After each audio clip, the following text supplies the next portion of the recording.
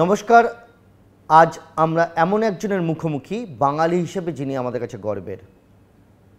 বিজ্ঞানে তার এমন কিছু কাজ আছে যা আমরা জানতেই পারিনি এতদিন পর্যন্ত। প্রত্যন্ত গ্রাম থেকে উঠে এসে আজ তিনি ভারত বিখ্যাত কেন্দ্রীয় এক প্রতিষ্ঠানের তিনি মাথায় রয়েছেন এই কলকাতা শহরেই।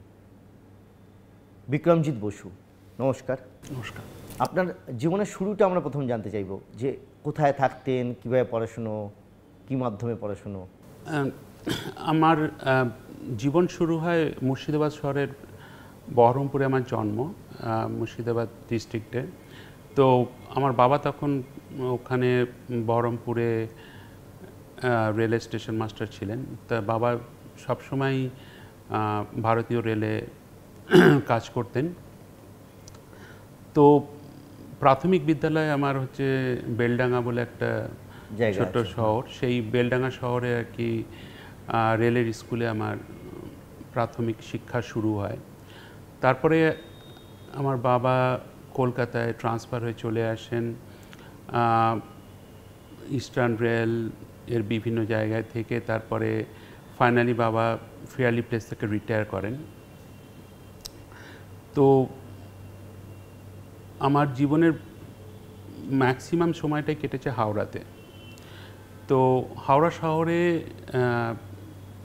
আগে যেটা বেঙ্গল ইঞ্জিনিয়ারিং কলেজ বলা হতো, এখন যেটাকে বলা হয় Indian institute of engineering science and technology, তার পাশে একটা বাংলা মিডিয়াম স্কুল আছে, সেটা হচ্ছে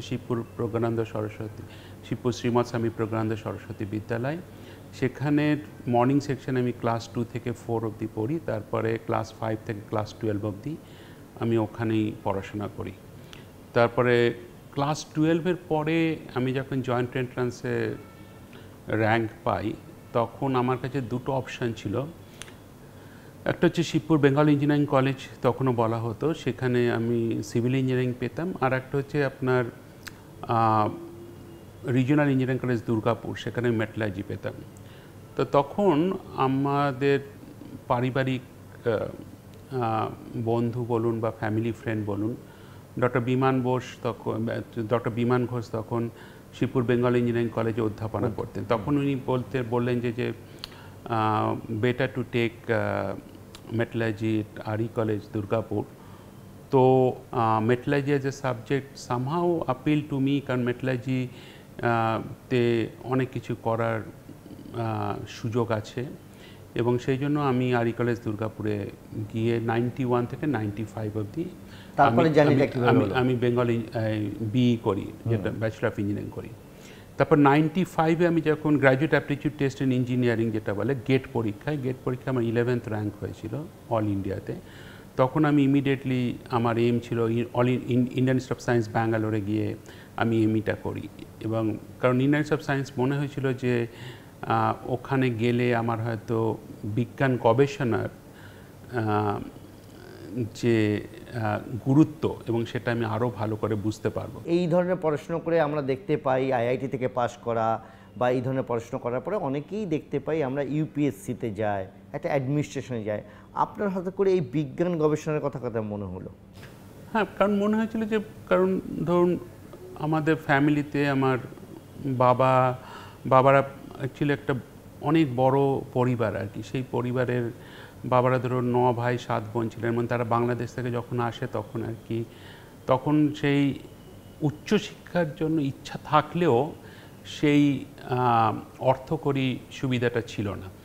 তা রোজগারটা মুখ্য হয়ে গেছে। হ্যাঁ, তখন রোজগার এবং সারভাইভ করাটাই মুখ্য হয়ে গেছিল।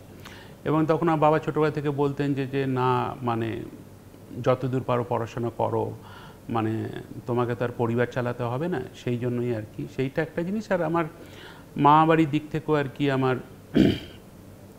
তারা যথেষ্ট প্রতিষ্ঠিত ছিল, পড়াশোনা বলুন।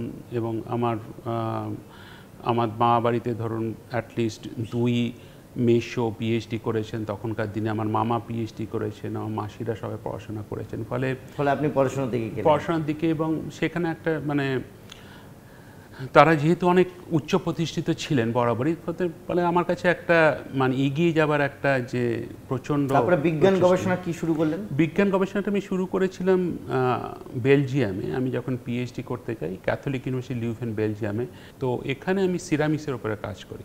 এবং এটা একটা মজার ঘটনা বলি আপনাকে, যে আমি যখন মেটালার্জি পড়েছি আরি কলেজ দুর্গাপুর এবং যখন আইআইএসসি ব্যাঙ্গালোরে, তখনও কিন্তু আমি কোনো সিরামিক্সের উপরে কোনো কোর্স নিইনি। আমি কিন্তু কোনো যে আমাদের যে 3 ক্রেডিট 4 ক্রেডিট কোর্স হয় ইঞ্জিনিয়ারিং, আমি কোনো সিরামিক্সের কোর্স নিইনি।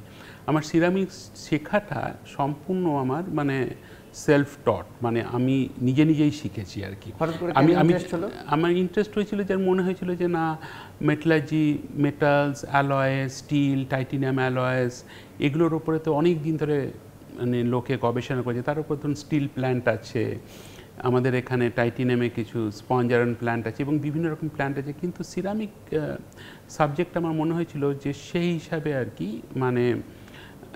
মানে সেই এই সিরামিক্স ফিল্ডে অনেক কিছু রিসার্চ করার স্কোপ আছে।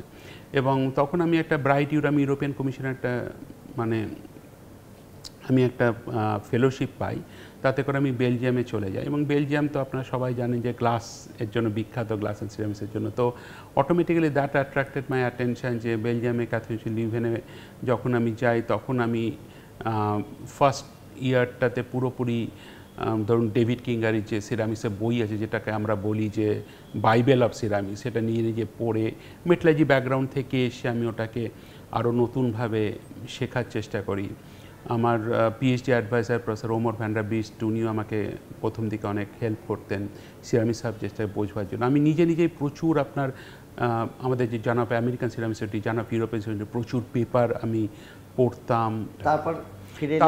তারপরে আমি ওখান থেকে ইউএসএতে যাই, আমেরিকাতে। তো আমেরিকাতে আমি ইউনিভার্সিটি ক্যালিফোর্নিয়া সান্তা বারবারায় পোস্টডক ছিলাম। তো তখন আমি আর্গন ন্যাশনাল ল্যাবে অলমোস্ট একটা জব পেয়ে গেছিলাম। কিন্তু তখন আইআইটি কানপুর আমাকে একটা অফার দেয়।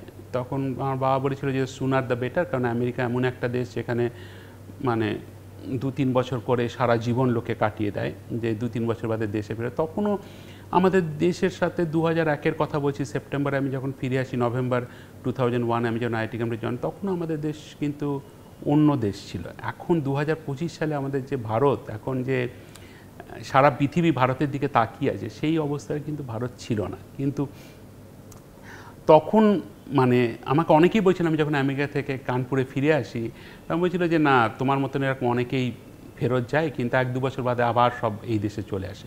কারণ ফ্র্যাঙ্কলি স্পিকিং, তখন ক্যালিফোর্নিয়াতে আমি যে ধরনের পোস্ট ডক্টর ফেলোশিপ পেতাম, ধরুন ইন্ডিয়ান টাকায় তখন পেতাম ধরুন 1,60,000 টাকা, কিন্তু আইআইটি কানপুরে আমি যখন জয়েন করি, তখন আমার বেসিকই ছিল 15,000 টাকা। ফলে 1/10 of what I use to get in US. ফলে ইট ওয়াজ এ লট অফ কাইন্ড অফ তাহলে ফেরত এলেন কেন? দেশকে ভালোবেসে, বাবার ইচ্ছে এবং ফ্যামিলিতে আমি একমাত্র ছেলে। ফলে দেখলাম যে sooner the better it is, তো আমি সেই জন্য আসলাম। আমি দেখলাম যে আই ওয়াজ ভেরি ইয়াং, তখন আমি কত 28 বছর ছিলাম। আমি দেখলাম যে এখন ফেরত যাওয়াটা much better than in 35-40 and all. তবে তো সেই জন্য আর কি যখন ফেরত আসলাম, তখন আমি আইআইটি কানপুরে ল্যাবরেটরি ফর অ্যাডভান্স সিরামিক্স তৈরি করলাম। আমার এক সিনিয়র কলিগ ছিলেন প্রফেসর ভিএসআর মূর্তি, উনি 2004 সালে হঠাৎ করে একটা অ্যাক্সিডেন্টে মারা যান, খুবই আনফর্চুনেট। কিন্তু তারপরে আমি পুরো ল্যাবরেটরি ফর অ্যাডভান্স সিরামিক্সটাকে আমি লিড করতাম। অনেক তখন আর কোনো সিরামিক্স ল্যাবরেটরি এরকম ছিল নাকি? না, ছিল, মানে সিএসআই তো অনেক দিন ধরে ছিল, 1950 থেকে। তারপর ধরুন আরও সিরামিক্স ল্যাবে যখন বিক্রম জারাম কাজ করতে আপনার ইন্ডিয়ান ইনস্টিটিউট অফ সায়েন্স ব্যাঙ্গালোরে, তখন অনেক প্রতিষ্ঠিত ছিল। কিন্তু মানে আমি যেটা বলার চেষ্টা করছি আপনাকে, যে এই মানে পুরো স্ক্র্যাচ থেকে যে একটা ceramics lab, engineering ceramics lab develop করা, I know what kind of pains I had to go through in terms of establishing most advanced ceramic processing facility like this. এইখানে আপনাকে একটা প্রশ্ন করি, এই সিরামিক্স মানেটা কি? আমরা একটা সময় বুঝতাম সিরামিক্স মানে বোধহয় চীনেমাটির বাসনপত্র। এটা আপনাকে বলি যে সিরামিকটা হচ্ছে যে একটা ইনঅর্গানিক ক্লাস অফ মেটেরিয়ালস, মানে যেটা হচ্ছে যে আপনারা অনেকেই জানেন যে পলিমার, যেমন ধরুন পলিথিন, যে আপনার যে আমরা যে জলের বোতল ইউজ করি, এগুলো হচ্ছে পলিমার মেটেরিয়াল। কিন্তু ওটা হচ্ছে যে অর্গানিক মেটেরিয়াল, মানে ওখানে কার্বন, হাইড্রোজেন, অক্সিজেন, নাইট্রোজেন এই ধরনের কম্পাউন্ড, এই এলিমেন্টসগুলো থাকে। এবার সিরামিক হচ্ছে আপনার একটা ইনঅর্গানিক ক্লাস অফ মেটেরিয়ালস এবং নন মেটালিক, ওরা মেটালস নয়, ফলে মেটালের যে সমস্ত ধাতুর যেসব চারিত্রিক বৈশিষ্ট্যগুলো থাকে সেগুলো আমাদের সিরামিক, মানে একটা যৌগ পদার্থ যেটা ধাতু নয়। হ্যাঁ যৌগ, হ্যাঁ এবার এটা তো আমরা অজৈব পদার্থ। জৈব পদার্থ হচ্ছে আমি যৌগর কথা বলছি। যৌগের কথা, আমি বলছি যে এটা তো আমরা জানি খুব ভঙ্গুর হয়, আদতে কি তাই?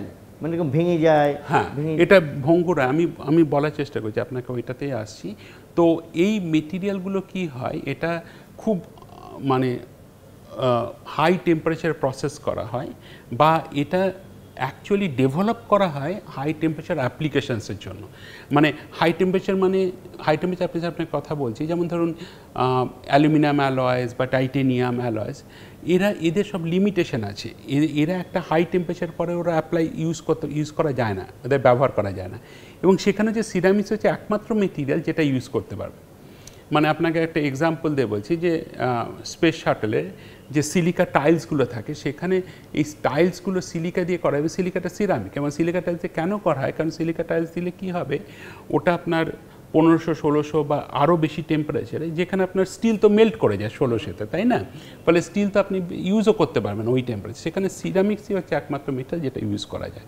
মানে এই যে ধরুন উপগ্রহগুলো যাচ্ছে, বা তারপর হাইপারসনিক স্পেস ভেহিকলস যেগুলো যাচ্ছে, মানে হাইপারসনিক মানে ধরুন ম্যাক নাম্বার 7-এর ওপরে। এবার এখানে যেসব ওদের যে লিডিং এজগুলো থাকে, ওখানে যেসব রকেটটা যাচ্ছে, হ্যাঁ এদের যে সিরামিকগুলো ইউজ হয়, এগুলো হচ্ছে জিরকোনিয়াম ডাইবোরাইড বেশ কিছু মেটেরিয়াল থাকে। আচ্ছা, যখনই আমরা দেখব অক্সাইডস, কার্বাইডস, নাইট্রাইডস, বোরাইডস, এই ধরনের যে কেমিক্যাল কম্পাউন্ডসগুলো থাকে, এর হচ্ছে সব সিরামিক মেটেরিয়াল। এবং এদের এখানে আরেকটা বৈশিষ্ট্য হচ্ছে, মানে আমি কেমিস্ট্রি ল্যাঙ্গুয়েজে বলছি, এদের মধ্যে থাকে আয়নিক বন্ডিং থাকে বা কোভ্যালেন্ট বন্ডিং থাকে। মানে কিছু কিছু পজিটিভ আয়ন, নেগেটিভ আয়ন এরকম করে সারাউন্ড করে থাকে, আর কোভ্যালেন্ট মানে হচ্ছে দুটো মানে যুক্ত হয়ে থাকে। এবং এই বৈশিষ্ট্যগুলো কিন্তু সিরামিককে মেটালস আর পলিমারের থেকে ডিস্টিংগুইশ করে রাখে। এরপর আপনি কি তৈরি করলেন? এরপর হ্যাঁ সিরামিক্স, হ্যাঁ নতুন করলাম। আমি তখন ভাবা অ্যাটমিক রিসার্চ সেন্টারে কিছু প্রজেক্ট পেয়েছিলাম, এবং সেই প্রজেক্টে আমরা টাইটেনিয়াম ডাইবোরাইড বেস, যেগুলো মানে কিছু কনফিডেন্সিয়াল আমি সমস্ত কিছু বলতে পারছি না, যেগুলো হচ্ছে যে ইন্ডিয়ার যে নেক্সট জেনারেশন রিঅ্যাক্টর, যেগুলো nuclear reactor, high temperature reactor, সেটাতে আপনার যে কন্ট্রোল রড থাকে, তার যে সিরামিক ইউজ করা হয়, সেই সিরামিকগুলো ওই টেম্পারেচারের কারণে, এবং সেখানে কিন্তু ওইটা খালি হাই টেম্পারেচার না, ওখানে নিউক্লিয়ার রিঅ্যাক্টরে আপনার করতে হবে যে নিউট্রন অ্যাবজর্পশন ক্রস সেকশন, মানে নিউট্রন যেগুলো তৈরি হয় সিরামিক রিঅ্যাক্টরেতে, সেইটাকে অ্যাবজর্ব করতে হবে, সেই অ্যাবজর্পশন ক্রস সেকশনটাকে ভালো থাকতে হবে এই ধরনের মেটেরিয়াল তৈরি। তো আমরা টাইটেনিয়াম ডাইবোরাইড বেস মেটেরিয়াল আমাদের ওখানে তৈরি করেছিলাম আইআইটি কানপুরে। তারপর আমরা বিআরসির সাথে ওটা সাকসেসফুল কমপ্লিশন হয়। তারপরে ওরা বিআরসি আবার ওটাকে কমার্শিয়াল প্রোডাকশনের জন্য কোনো ইন্ডাস্ট্রিকে দেয়। তো এইরকম করে করে বিআরসির সাথে আমি কাজ করেছি। মানে আমি যখন ইন্ডিয়াতে স্টার্ট করি রিসার্চ, তখন আমার প্রথম থেকেই মনে হয়েছিল যে স্ট্র্যাটেজিক সেক্টরের সাথে আমি কাজ করি। স্ট্র্যাটেজিক সেক্টর মানে বলতে হয় অ্যাটমিক এনার্জি, স্পেস রিসার্চ আর ডিআরডিও। ফলে আজকে যে আমি যে সিএসআই সিজিসিআরতে এসেছি, যেখানে CGCR is known for its contributions to strategic sector, সেইটা কিন্তু আমি আমার রিসার্চ লাইফের প্রথম থেকেই আমি স্ট্র্যাটেজিক সেক্টরের সাথে খুব ক্লোজলি কাজ করি। আপনি আপনার বিখ্যাত হওয়া, হ্যাঁ তারপরে হচ্ছে ধরুন সিরামিকের আপনি একটু আগে যেটা বলছেন যে ভঙ্গুর হয় মেটেরিয়ালটা, এটাকে আমরা ইংলিশ টার্মে বলি ব্রিটেলনেস। মানে ব্রিটেলনেস মানে কোনো ধরুন একটা কেউ বুলেট ফায়ার করলো, ফোর্স দিল, বুলেট ফায়ার করে যে ক্র্যাকটা তৈরি হয়, সেই ক্র্যাকটা সিরামিকে কি খুব ফাস্ট প্রোপাগেট করে। মানে এবার আমরা কি করেছিলাম যে as a scientist we try to understand that কোন মেকানিজমগুলো সিরামিক মাইক্রোস্ট্রাকচারের মধ্যে দিলে যে ওই ক্র্যাকটা যেটা তৈরি হচ্ছে, ওই ক্র্যাকটা অত ফাস্ট এগোতে পারবে না, স্লো ডাউন করবে ওটাকে। এবার সেটাকে আমরা বলি সায়েন্টিফিক ল্যাঙ্গুয়েজে বলি ফ্র্যাকচার টাফনেস। ফ্র্যাকচার টাফনেস মানে হচ্ছে যে কতটা টাফ মেটেরিয়ালটা against the fracture or against the fracture propagation. তো সেইটা আমরা তো মানে বিভিন্ন মেটেরিয়াল দিয়ে আমরা মাইক্রোস্ট্রাকচারটা ডিজাইন করে আমরা দেখছিলাম যে কীভাবে ফ্র্যাকচার টাফনেসটাকে ইমপ্রুভ করা যায় এবং কেন সেটা হচ্ছে, সেইটার উপরেই আমার প্রথম দিকের গবেষণার বিষয়বস্তু। তারপর আমার মনে হয়েছিল যে 2006-07 থেকে যে মানে সিরামিকের উপর অনেক কাজ করলাম, এবার I should do something for the society or human health care more deeply. তো আমি যখন ক্লাস 11-12 পড়তাম, আমার তখন একটা ইন্টারেস্ট ছিল যে আমি মেডিসিন নিয়ে পড়বো, ডাক্তারি পড়বো। তো সামহাও বিভিন্ন কারণে সেটা সম্ভব হয়নি, আমি পরবর্তী ইঞ্জিনিয়ারিংয়ে চলে আসি। যখন আমি ইঞ্জিনিয়ারিং আছি তখন আমার মনে হয়েছিল যে whether there is a possibility to explore the other part. এই আদার পার্ট মানে হচ্ছে যে মেটেরিয়ালসটা যেটা হিউম্যান হেলথ কেয়ারের জন্য ইউজ হয়।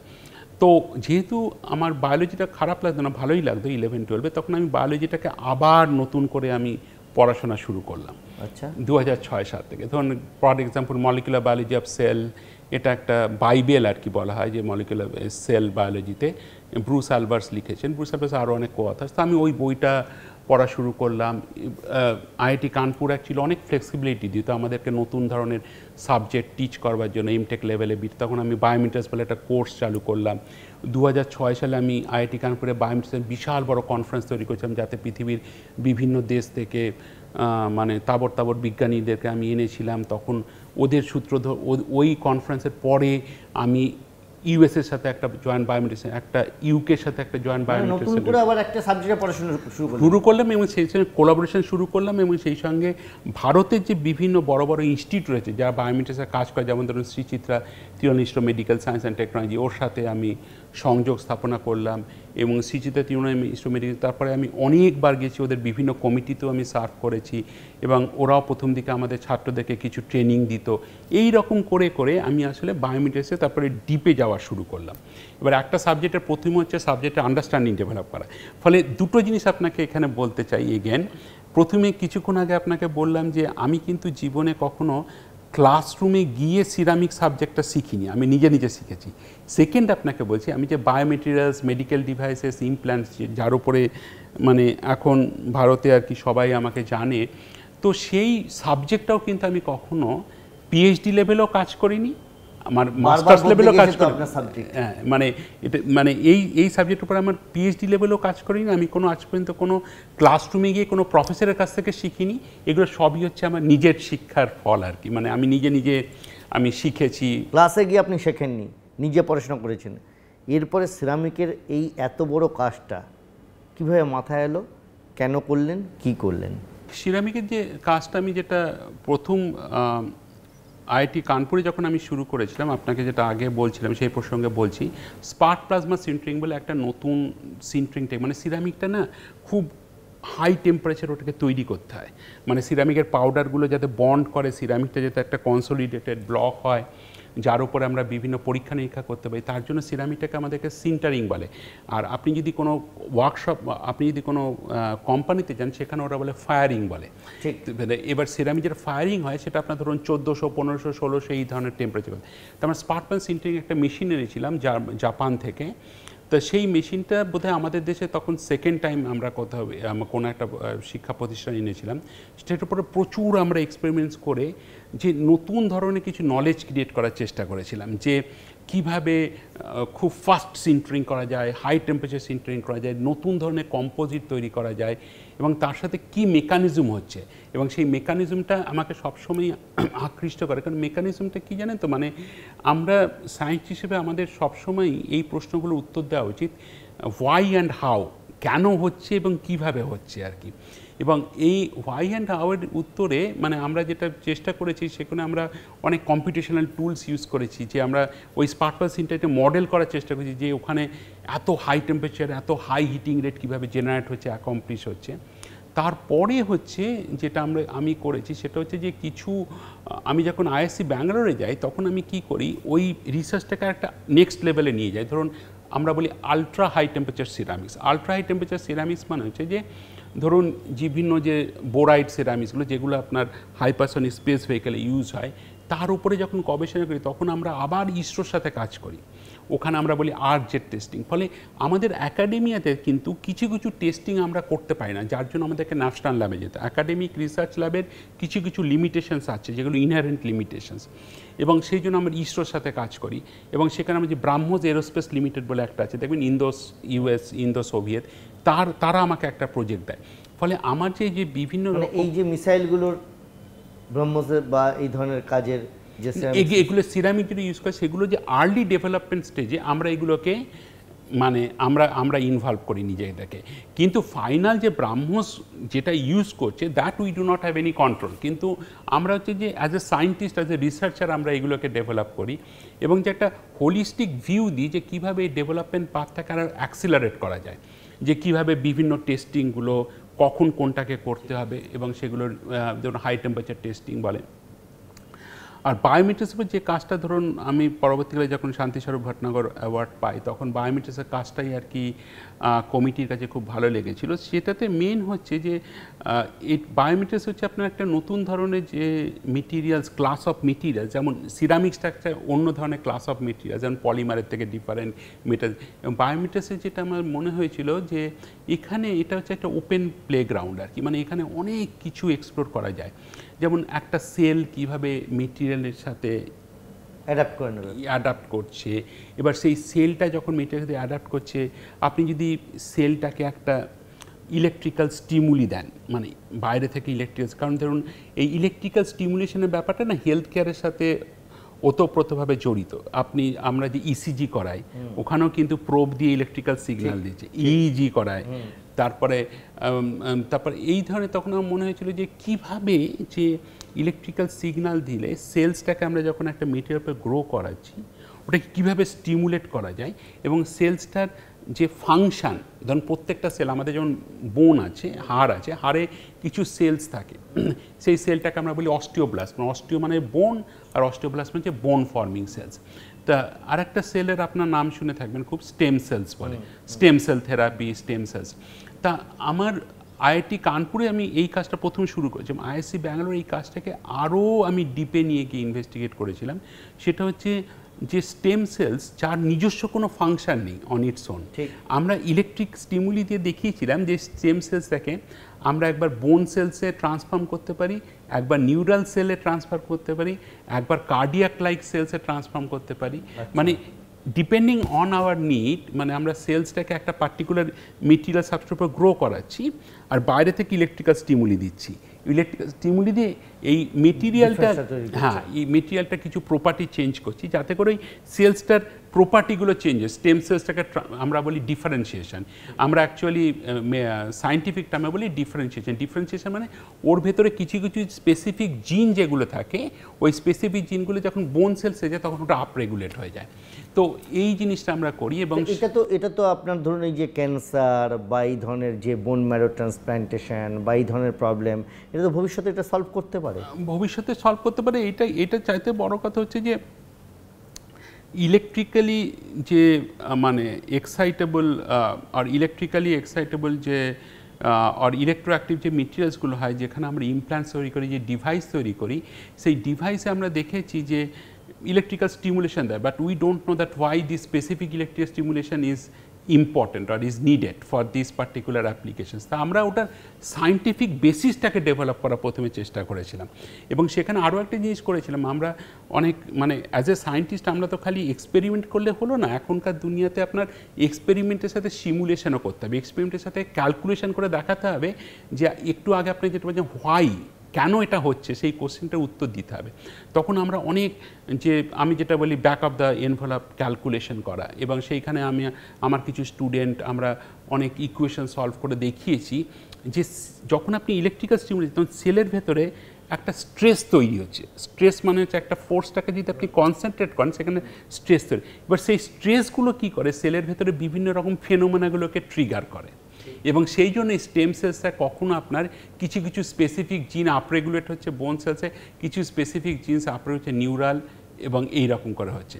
তো এই জিনিসগুলোকে মানে তার জিনগত বৈশিষ্ট্যগুলো যে চেঞ্জ হচ্ছে, তার ফলে তো ভবিষ্যতে স্টেম সেল বা এগুলো আপনি যেভাবে পরীক্ষা করছেন সেভাবে তো বদলে দিতে পারে মানুষের জিনগত, অনেক কিছু বদলে দিতে পারে, কিন্তু এখনো ওটার মানে সেইভাবে আমরা ক্লিনিক্যাল ট্রায়ালটা এখনো করিনি। এরপর আমরা কারণ অ্যাকচুয়ালি এটা জেনে রাখবেন যে আমাদের দেশে কিন্তু মানে ফান্ডামেন্টাল রিসার্চ থেকে ক্লিনিক্যাল ট্রায়াল করাটা মানে অনেকটা টাইম লাগে, মানে এই জিনিসটা কি অনেক অ্যাপ্রুভাল প্রসেসের ভেতর দিয়ে যেতে হয়, তো আমাদেরকে সমস্ত কিছু রেগুলেটরি কমপ্লায়েন্স দেখতে হয়। এবার রেগুলেটরি কমপ্লায়েন্সের জন্য যেমন আপনাকে এরপরে আরেকটা কথা বলছি, মানে আরেকটা আমার গবেষণার কথা বলছি, যেমন ইমপ্ল্যান্টস, যেমন এই যে দাঁতের যে আছে, দাঁত যখন ওঠায় দেখবেন একটা স্ক্রু প্রথমে ঢোকায়, এই স্ক্রুটা হচ্ছে টাইটেনিয়ামের। এবার টাইটেনিয়াম আর এখন কিছু কিছু সিরামিকেরও স্ক্রু হয়, জিরকনিয়াম। এবার যে টাইটেনিয়ামের যেটা স্ক্রুটা আমরা প্রথমে ওটা একটা নতুন ডিজাইন তৈরি করি। সেই ডিজাইনটা দিয়ে আমরা দেখাই যে ধরুন অনেক দূরের যদি দাঁত তুলতে হয় ওইখানেও দাঁতটা বসাতে পারবেন, আর এখানে ফ্রন্টে তো বসাতে পারেন বহুত ইজিলি। এবং সেটা হচ্ছে যে কেমনভাবে ওর যে মানে এই যে বাঁধানো দাঁতের কথা বলছি, এবার ওই দাঁতটা যখন বসাচ্ছি, এই যে বোন আছে তার চারিদিকে, বোনের সাথে কতটা ফাস্ট ইন্টিগ্রেট করতে পারছে সেই দাঁতটা। এবার সেই ইন্টিগ্রেশনের টাইমটা কি আমরা রিডিউস করতে পারি, যাতে করে এই দাঁতের ওপরে যে আপনার ক্রাউনটা যেটা বসানো হয়, ক্যাপটা যেটা বলে, যে ক্রাউনটা বসানোটা জেনারেলি ডাক্তাররা বলে 3 মাস পরে আপনি আসুন, তারপরে আপনার ক্রাউনটা লাগাবে। ক্রাউনটা না হলে ওর কিন্তু ম্যাস্টিকেশন প্রসেসটা পেশেন্ট কমপ্লিট করতে পারে না। মানে তো সেই জন্য আমরা কি করেছি যে এই নতুন ডিজাইনটি ইমপ্ল্যান্ট করে তারপরে আমরা প্রথমে ম্যানুফ্যাকচার করি খুব কম স্কেলে, তারপরে আমরা শ্রী চিত্রা তৃণমূল মেডিকেল সায়েন্স টেকনোলজিকে র্যাবিটে আমরা ওটাকে ইমপ্ল্যান্ট করে দেখাই যেটা অসিন্টিউশনটা বেশি হচ্ছে কিনা। হায়দ্রাবাদ বেশ একটা কোম্পানি আছে, Orka medical devices private limited, ওদেরকে যখন অ্যাপ্রোচ করি, he is an very nice, মানে he is very innovative person, এবং উনি হচ্ছে নিজে একজন ডাক্তার, ক্র্যানিওম্যাক্সিলোফেশিয়াল সার্জন। এবার উনি তখন আমাদের প্রজেক্টটাতে খুব ইন্টারেস্টেড। ওনার ওখানে একটা জিএমপি ফেসিলিটি, জিএমপি মানে হচ্ছে গুড ম্যানুফ্যাকচারিং প্রোটোকল, সেখানে আপনার 9 অ্যাক্সিস সিএনসি মেশিন আছে এবং পুরো ক্লিন রুমে ওখানে ম্যানুফ্যাকচার করা হয়। তারপরে আমরা ওটাকে আমাদের দেশে যে রেগুলেটরি অথরিটি আছে তার অ্যাপ্রুভাল নিয়ে আমরা ওটাকে হিউম্যান ক্লিনিক্যাল স্টাডি করি। এবার হিউম্যানে ওই দাঁতটা আমরা বসিয়েছি এখনও পর্যন্ত প্রায় 60 জনের বেশি পেশেন্টে, এবং 3টে ডিফারেন্ট হসপিটালে আমরা করেছি ইন্ডিয়াতে। একটা হচ্ছে কেজিএমইউ। সাকসেস রেট কীরকম? Success rate 100%। এটা কমার্শিয়ালি মানুষের কাছে কবে পৌঁছবে? কমার্শিয়ালি এখনই পৌঁছে, এই 25-এ আমরা লঞ্চ করছি। এরপরে দাঁত যদি কেউ তুলে নতুন দাঁত বসাতে চায়, সেটা দিনের দিনই হয়ে যাবে কমপ্লিট? না, ওটা হচ্ছে যে আপনার প্রথমে ওই স্ক্রুটা দেবে, তারপরে ওটাকে না, আগে যেটা বলছিলাম আপনি 3 মাস পরে ক্রাউন বসাতে লাগবে। হ্যাঁ, ক্রিম না, ওটা দিনের দিনে হবে না, ক্রাউনটা বসাবে আর কি ওই 3 মাসের আরো কম সময়। কিন্তু যেটা আপনাকে বলা উচিত সেটা হচ্ছে যে এই দাঁতগুলো যখন আসে, ইমপ্ল্যান্টগুলো সব একটু বিদেশ থেকে আসে। আচ্ছা। এবার বিদেশের এগুলোর এক একটা দাঁতের দাম হচ্ছে সাধারণ 25 থেকে 40,000 টাকার মতন। এবার আমরা হিসাব করে দেখেছি এই দাঁতটা আমরা যদি এখানে ইন্ডিয়াতে তৈরি করছি, এবং সেটা যখন আমরা পেশেন্টের কাছে বলছি 8 থেকে 10,000 টাকা, তার মানে কি আমাদের দেশে গরিব থেকে গরিবতম লোকের কাছে কিন্তু এই দাঁতটা চলে যাবে, যেটা 25 থেকে 40,000 টাকা আমাদের দেশে সবার পক্ষে ওইটা করা সম্ভব নয়। ফলে একটা হচ্ছে অ্যাফোর্ডেবল হেলথ কেয়ার, যেটা আমরা করি, কিন্তু at the same time high quality. মানে অ্যাফোর্ডেবলটা অনেক সময়, মানে না, অ্যাফোর্ডেবলের একটা নেগেটিভ কনোটেশন অনেক সময় থাকে। এবার পার্টিকুলারলি বিদেশের লোকেদের জন্য ভাবে যে ইন্ডিয়াতে এটা অ্যাফোর্ডেবল করছে, তার মানে quality is compromised, but here মানে we ensure that quality is not at all compromise. সেই জন্য আমরা কি করেছি, যখনই আমরা এই ইমপ্ল্যান্টটা লাগিয়েছি ওখানে, সেই ইমপ্ল্যান্টের সাথে আমরা আরেকটি ইমপ্ল্যান্টকে কন্ট্রোল রেখেছি, মানে যার রেফারেন্স আমরা দেখতে পারি যে এই ইমপ্ল্যান্টের সাথে এই ইমপ্ল্যান্টের মানে ডিফারেন্স, এবং সেটা হচ্ছে স্ট্রম্যান ইমপ্ল্যান্ট। স্ট্রম্যানটা হচ্ছে আপনার সুইজারল্যান্ডের একটা কোম্পানি, বাজেল শহরে, এবং সেই সুইজারল্যান্ডে যে ইমপ্ল্যান্টের কোম্পানিটা, তাদের কাছ থেকে যে ইমপ্ল্যান্ট নিয়েছি, সেই ইমপ্ল্যান্টটাকেও সেম পেশেন্টে অনেক সময় ইনসার্ট করেছি। এবার ইমপ্ল্যান্ট করেছি, এবার ইমপ্ল্যান্ট করে দেখেছি যে তাহলে সেম পেশেন্ট, মানে কি same bone condition, same age, same sex, সমস্ত কিছু সেম। এবার সেখানে আমরা দেখেছি যে আমাদের ইমপ্ল্যান্ট আর স্ট্রম্যান ইমপ্ল্যান্টের মধ্যে অনেক বেশি ডিফারেন্স, মানে আমাদের ইমপ্ল্যান্টটা পারফর্ম করছে মাচ বেটার। ফলে স্ট্রম্যান ইমপ্ল্যান্ট, যেটা ধরুন 3 থেকে 4 গুণ দামে আমরা আমাদের দেশের পেশেন্টরা কিনছে, তার জন্য আমাদের দেশে তৈরি ইমপ্ল্যান্ট কিন্তু পারফরমেন্স দিচ্ছে মাচ বেটার ক্লিনিক্যাল। দাঁত ছাড়া আর কি আছে? আর একটা হচ্ছে যে টোটাল হিপ রিপ্লেসমেন্টে যে হিপ রিপ্লেসমেন্টে পুরোটা না পুরোটা না, খালি এইটা যে টোটাল হিপ রিপ্লেসমেন্ট ডিভাইস যেটা বলে। এবার টোটাল হিপ জয়েন্ট রিপ্লেসমেন্ট বলে। হিপ জয়েন্ট রিপ্লেসমেন্ট মানে হচ্ছে যে প্রথমে একটা ফিমোরাল হেড থাকে, একটা ফিমোরাল স্টেম থাকে, তারপরে একটা হেড থাকে, তারপরে একটা সকেট থাকে, এবার অ্যাসিটাবুলার সকেট থাকে। এবার অ্যাসিটাবুলার সকেটের ফিমোরাল হেডটা এরকম করে মোশন দেয় এবং সেই জন্যই আর কি আমরা হাঁটি চলি। এবার এটাতে কি হয়েছে যে এই যে পার্টিকুলার মেটেরিয়ালটা, এই ফিমোরাল হেডটা zirconia tough and alumina ceramic দিয়ে করা হয়। আর এই বাকি যে সকেটটা এটা থাকে আলট্রামার্কের পলিইথিলিন একটা। এবার আলট্রামার পলিইথিলিন হচ্ছে পলিমার। এবার আলট্রামার পলিইথিলিন যে পলিমারটা ওরা কি করে কমার্শিয়ালি মানে কোম্পানিতে একটা বড় রড নেয়, রড থেকে মেশিন করে করে ঘুরিয়ে ঘুরিয়ে ওরা ওটাকে তৈরি করে। আমরা কি করেছি, একটা ওয়ান স্টেপ প্রসেস করেছি ইনজেকশন মোল্ডিং, মানে UHNWP আলট্রামার্কের পলিইথিলিন যে মেটেরিয়ালটা সেটা আপনার ছোটো ছোটো পেলেট থেকে আমরা ইনজেকশন মোল্ড করে ব্যাঙ্গালোর আর একটা কোম্পানি আছে ইন্দো MIM প্রাইভেট লিমিটেড, তার সাথে কাজ করে আমরা করছি কি ওইটা অ্যাসিটাবুলার লাইনারটা তৈরি করছি। এবার এইটা এখনও হিউম্যান ক্লিনিক্যাল স্টাডিতে যায়নি, কিন্তু একটা সুইজারল্যান্ডে RMS ফাউন্ডেশন বলে একটা বড় ইনস্টিটিউট আছে, সেইখানে আমরা এটার হিপ সিমুলেটার টেস্ট করেছি। হিপ সিমুলেটার মানে হিউম্যান হিপের সিমুলেট করছে, সেই রকম জায়গায় আমরা ওই বলটাকে বসিয়ে কোবালক্রোম ফিমেল হেডের এগেনস্টে করেছি। এবং সেখানে আমি বলবো আমরা আরও একটা কোম্পানির সাথে কাজ করি, সেটা হচ্ছে যে গুজরাটের একটা কোম্পানি, তারা আর কি অর্থোপেডিক ইমপ্ল্যান্ট ম্যানুফ্যাকচারার। ফলে IIT কানপুর এবং IISc ব্যাঙ্গালোরে থাকার সময় আমার যেটা মনে হয়েছে যে আমাদের দেশে যে একাডেমিক ইনস্টিটিউটে আমরা যেটা রিসার্চ করি এবং সেটা যে অনেক ক্ষেত্রেই যে ওটা কমার্শিয়ালি, এবার তার যে ট্রান্সলেশনাল পোটেনশিয়াল তার যেটা কমার্শিয়ালাইজেশন হয় না এবং ইন্ডাস্ট্রির সাথে আমরা কাজ সেরকমভাবে ওতপ্রোতভাবে করি না, এর মাঝে হচ্ছে CSR প্রতিষ্ঠানটা দাঁড়িয়ে আছে। মানে CSR প্রতিষ্ঠান is a uniquely positioned between academic university, academic institute like IIT, IISc and other universities and companies. এই যে আপনারা এতগুলো এই আবিষ্কার করছেন বা করছেন, বিভিন্ন কাজ করছেন ডেভেলপমেন্টে, তাতে এই প্রতিষ্ঠান আর্থিকভাবে কি লাভবান হয়? এটা ভালো প্রশ্ন। এটাতে আর্থিকভাবে লাভবান মানে আমরা যেটা বলছি টেকনোলজি ট্রান্সফার ফি নিই আমরা, এবং টেকনোলজি ট্রান্সফার ফি আনফর্চুনেটলি সিমিলার টাইপের টেকনোলজি যারা বিদেশে আমার যে কলিগ আছে তারা যখন টেকনোলজি ট্রান্সফার করে বিদেশে কোম্পানিগুলো থেকে, সেখানে কিন্তু টাকার অঙ্কটা অনেক গুণ। কিন্তু ইন্ডিয়াতে এই ধরনের কোম্পানিগুলো ধরুন কিছু 20 লাখ, 25 লাখ, 30 লাখ এটা ইনস্টিটিউটকে দেয়। এবার ইনস্টিটিউট সেখান থেকে কিছু ওভারহেড নেয়, সেই হিসাবে ইনস্টিটিউটের কিছু আসে, মানে কিছু পেটেন্ট নেওয়া বা অন্য কিছু করা যায় না। পেটেন্ট আমরা করি এবং পেটেন্টের পরে আমরা টেকনোলজি ট্রান্সফারটা করি জেনারেলি। কিন্তু বিদেশের কোম্পানিগুলো আগ্রহী হচ্ছে না কেন? বিদেশের কোম্পানিগুলো কারণ তাদের ম্যানুফ্যাকচারিং হাবটা তো বিদেশে। এবার তারা যদি বিদেশের কোম্পানি যদি ইন্ডিয়াতে ম্যানুফ্যাকচারিং হাবটা করে, মানে ওরা ইন্ডিয়াটাকে ইউজ করে একটা মানে সেলিং পয়েন্ট হিসাবে, মানে এখানে খালি সেল করে ওরা। অ্যাকচুয়াল যে মেটেরিয়ালগুলো ম্যানুফ্যাকচার হয় সেটা কিন্তু সব বিদেশে হয়। এবং সেটাই হচ্ছে যে আমাদের অনারেবল প্রধানমন্ত্রীর যে উদ্দেশ্য যে মেক ইন ইন্ডিয়া, মানে মেক ইন ইন্ডিয়া মানে সমস্ত কিছু ইন্ডিজিনাস যদি হয় তাহলে দেখবেন আমাদের দেশের প্রগতি কিন্তু আরও অনেক ফাস্ট হবে। আপনি শান্তিস্বরূপ ভট্টনগর কিসের ভিত্তিতে পেলেন, মানে কোন? আমার শান্তিস্বরূপ এই যে কিছুক্ষণ আগে আপনাকে যেটা বললাম যে electrical stimulation of cells, stem cells and biomaterial, সেটা মনে হয়েছিল মানে কমিটির কাছে যেটা সামথিং নিউ, মানে এর আগে করেনি। এবং আমি বলবো যে আমি পেলাম এর চাইতেও বড় কথা যে আমি যে রিসার্চ ফিল্ডে কাজ করি যেটা হচ্ছে ধরুন সিরামিক্স, বায়োমেটেরিয়ালস, এটা কিন্তু কমিটি এই ফিল্ডটাকেও রেকগনাইজ করলো। ধরুন নোবেল প্রাইজ যখন লোকে পায় তখন কিন্তু একজন বা দুজন বা তিনজনকে যে পুরস্কারটা দিচ্ছে তার চাইতে নোবেল কমিটি কি করে ওই পার্টিকুলার রিসার্চ ফিল্ড বা ওই রিসার্চ ফিল্ডে যে ইম্প্যাক্ট সেটাকে, যেমন গত বছর যেটা দিয়েছিল আর্টিফিশিয়াল ইন্টেলিজেন্স মেশিন লার্নিং হিসাবের ওপরে, তেমন আর্টিফিশিয়াল ইন্টেলিজেন্স ফিল্ডটাকে কিন্তু নোবেল কমিটি রেকগনাইজ করলো।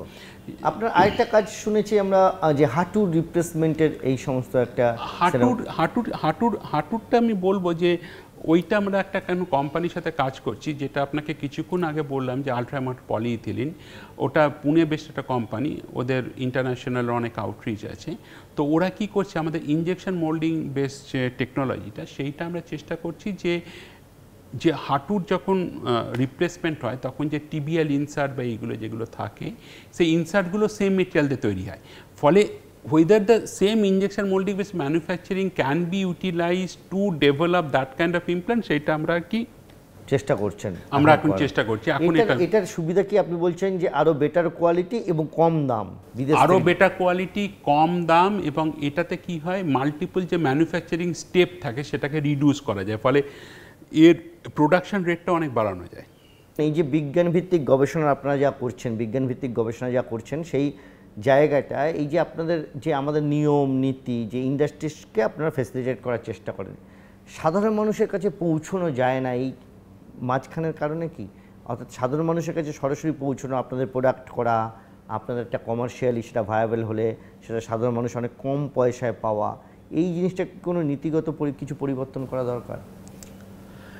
এটা নীতিগত পরিবর্তন যেটা আমি বলবো যে আপনারা যারা সাংবাদিক, আপনারা যদি আমাদের বিজ্ঞান এবং প্রযুক্তির যে বিভিন্ন মানে ডাইমেনশনে আমরা কাজ করি সেইটাকে যদি সাধারণ মানুষের কাছে আগে আরও পৌঁছে নিয়ে যান, এবং তার জন্য মানে আমরা আরও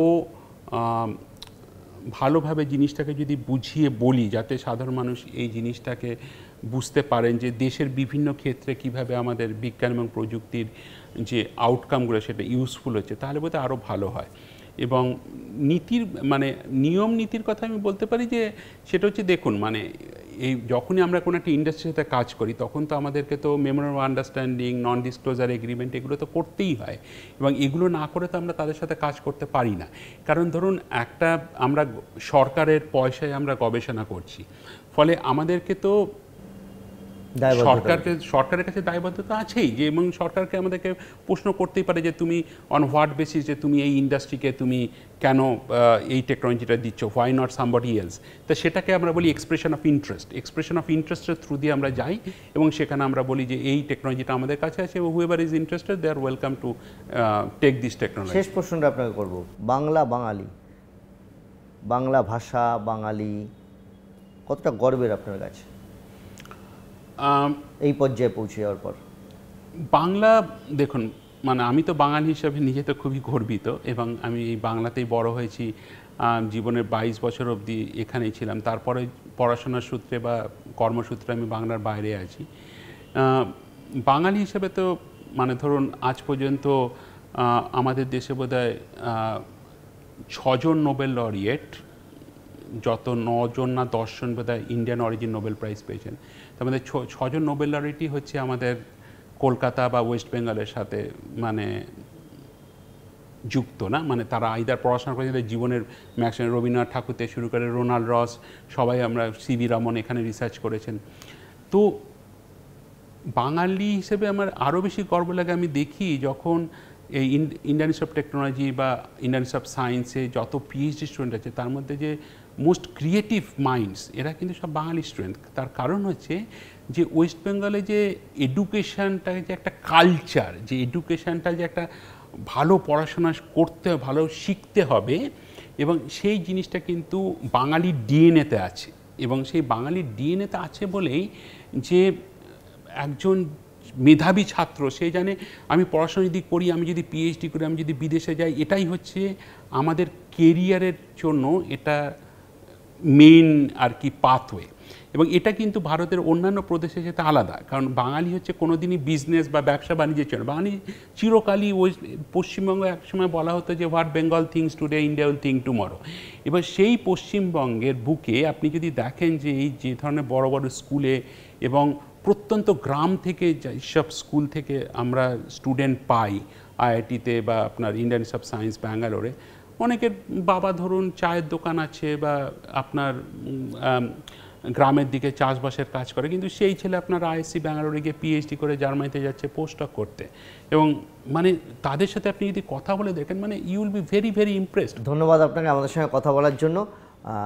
বিক্রমজিৎ বসু বাংলার কাছে, বাঙালির কাছে গর্বের বিষয়, এবং তার নিজের কাছেও, এবং তিনি যেভাবে যে কাজ করেছেন ভবিষ্যতে আমরা তার ফল অবশ্যই পাবো, এটাই আশা করছি।